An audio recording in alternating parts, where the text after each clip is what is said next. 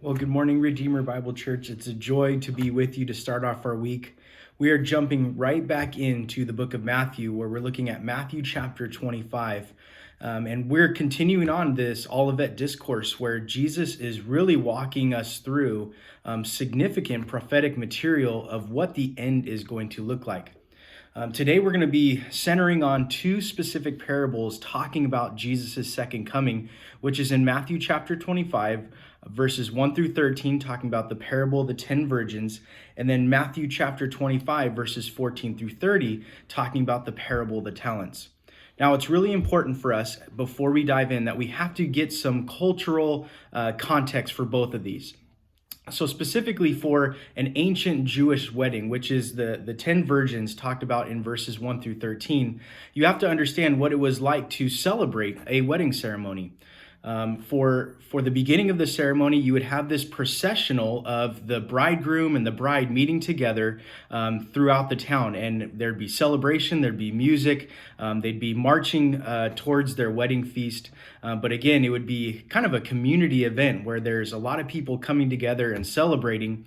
And you would have this group, which is kind of like the bridesmaids, the wedding group that would come together. They would light the path to where the bride and the bridegroom would come together to meet, and then obviously go off to celebrate. Some weddings would last days, which is kind of amazing to think about in our day and age, in our culture. And then for the parable of the talents, you got this terminology called talent, and we got to figure out what that means. See, a talent would have been a weight or a sum of money, which verse 18 alludes to specifically for this parable. But for us today, it's really talking about our talents, our gifts, our abilities that we can be using for the glory of Christ. And I like what verse 15 says, specifically in talking about talents. It says that the master gave each according to his own ability. So not everyone's going to receive the same, but we are still commanded to be faithful with them. Now, when looking at these two parables together, there is a common theme that we're going to see in both of them, and that is the theme of faithfulness.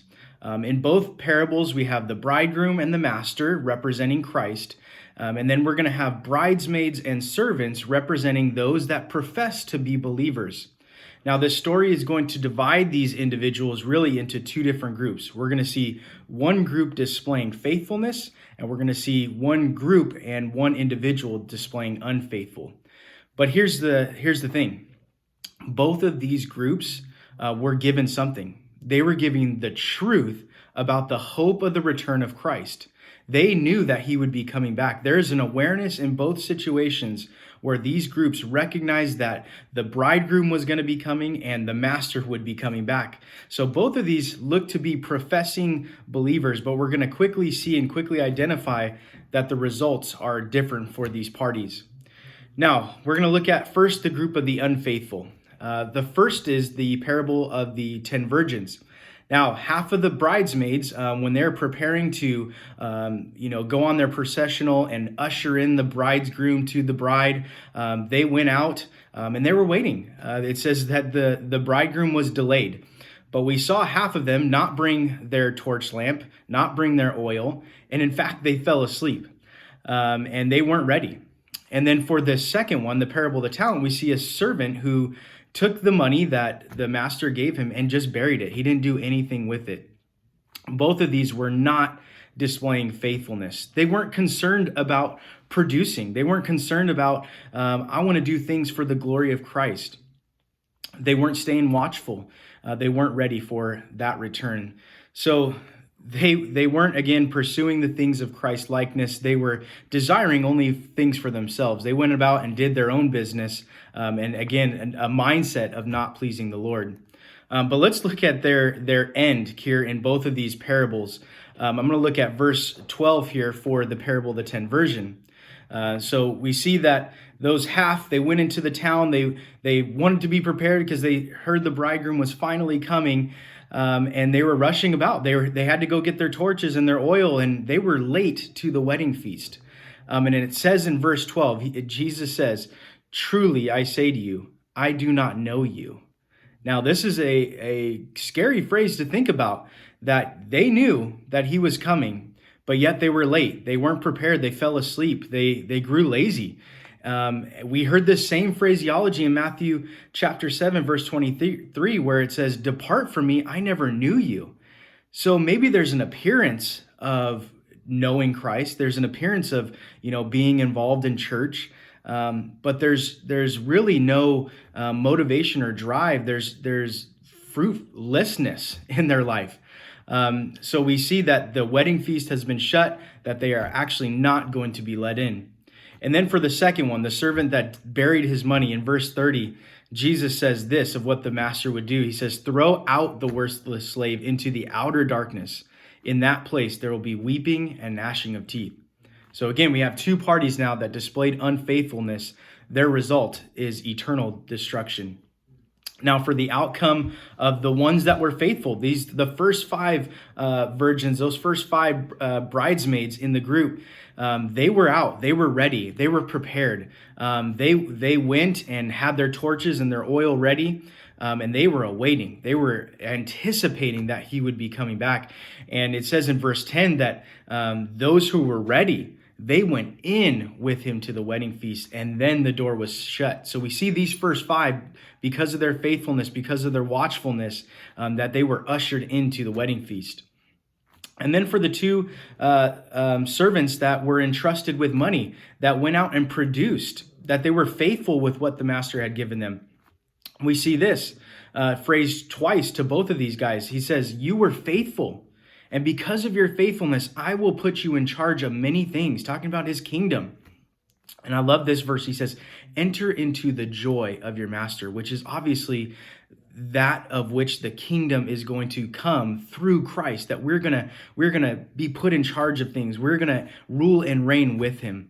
And I think that's the joy that for those of us that, are living on this side of the kingdom, that millennial reign, that yes, things are going on that are crazy around us, but these two parables really give us the instruction of being faithful, being watchful, being prepared, that we don't live a stagnant Christian life. There's no Christian life where you're on the sidelines. We are in the game.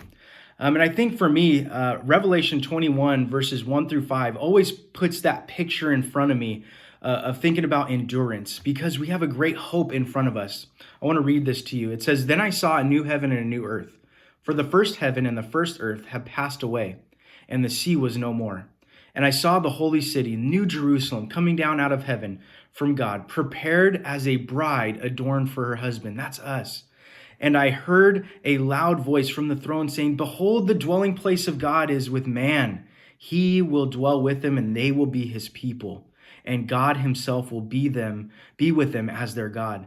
And I love this. He says, "And he will wipe away every tear from their eyes, and death shall be no more.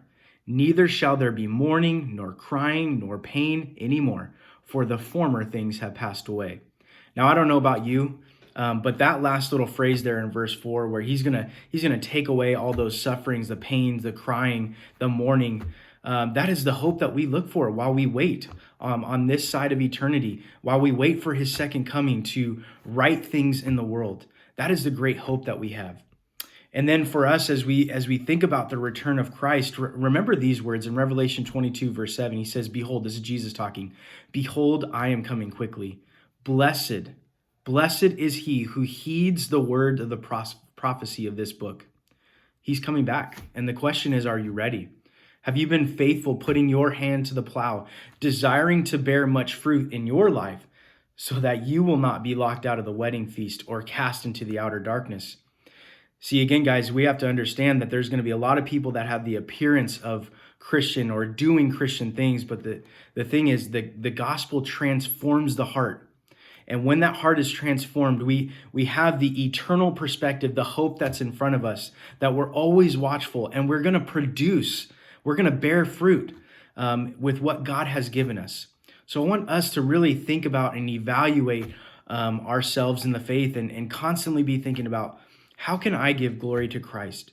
How can I make myself ready? Am I diving into his word? Am I studying it? And am I sharing it with others? And constantly being in community with the believers. So my prayer is for the Redeemer Bible Church that we be a church that is faithful and hopeful for the return of Christ. God bless you.